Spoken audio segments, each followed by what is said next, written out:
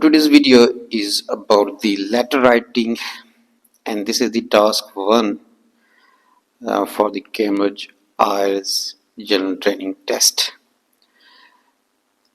तो लेटर की जो स्टेटमेंट है, you have bought some clothing online, कि आपने ऑनलाइन कुछ कपड़े जो हैं वो खरीदे हैं, and are not satisfied with your purchase, आप अपनी इस खरीदारी से मुतमिन नहीं है।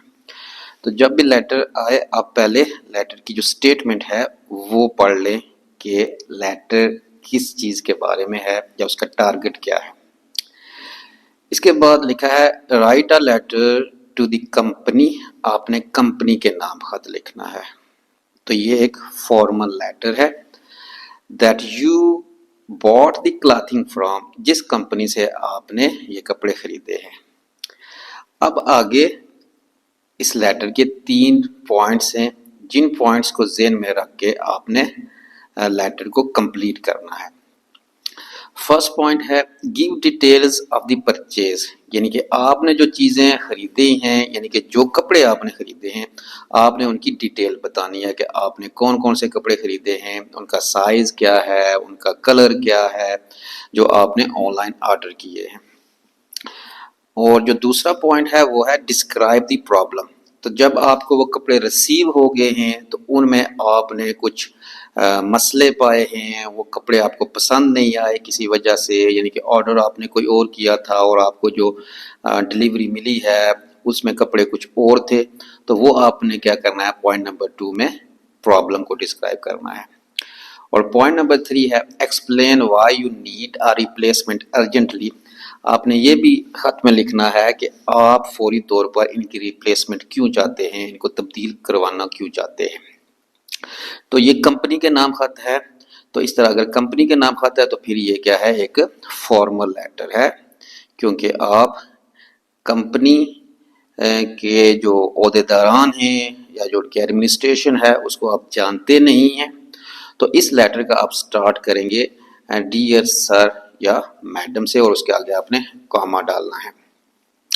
इसके बाद आपने लेटर स्टार्ट करना है, और लेटर क्या है कि I am writing a letter to you because last month I ordered some clothes online through your website and the date was 25th of December।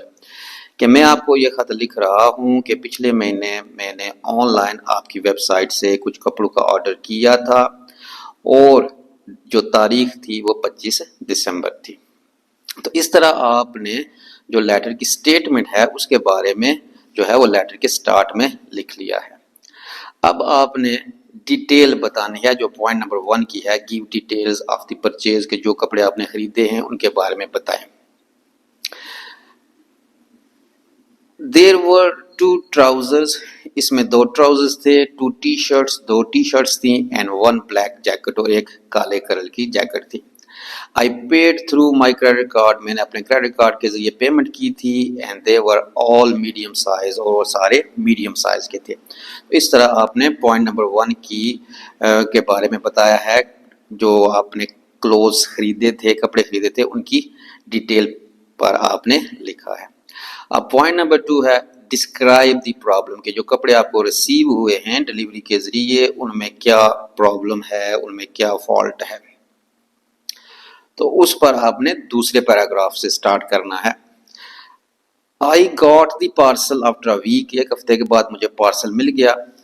When I opened it, जब मैंने इसे खोला, I was surprised, मैं हैरान था, to see that the jacket is in white color, कि jacket जो थी वो काले कलर में है, and the trousers and t-shirts are of large size, और ट्राउजर और टी शर्ट जो हैं वो लार्ज साइज में है। इट्स अ ब्लंडर, ये एक बहुत बड़ी क्या है, कोताही है या बहुत बड़ी गलती है। तो इस तरह आपने जो है वो प्रॉब्लम को पैराग्राफ नंबर 2 में डिस्क्राइब किया है। अब जो थर्ड पॉइंट है वो है explain why you need a replacement urgently, कि आपको फौरी तौर पर इसकी रिप्लेसमेंट की ज़रूरत क्यों है। तो इसको आपने एक नए पैराग्राफ में लिखना है। I have ordered these clothing because I want to wear on my brother's wedding party on 15th of January। میں نے ان کپڑوں کا آرڈر اس لیے دیا تھا کہ میں اپنے بھائی کی شادی کی پارٹی میں ان کو پہننا چاہتا تھا، اور وہ پارٹی جو ہے وہ 15 جنوری کو ہے۔ Now I am sending all these clothing back on your address۔ اب میں یہ سارے کپڑے جو ہیں آپ کے دیے گئے ایڈریس پر واپس بھیجنا چاہتا ہوں یا میں بھیج رہا ہوں۔ Kindly replace them as soon as possible۔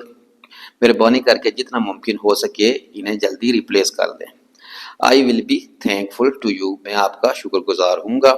اور پھر اس کے بعد آپ نے لکھنا ہے yours truly، اس کے آگے کاما ڈالنا ہے اور پھر XYZ لکھنا ہے۔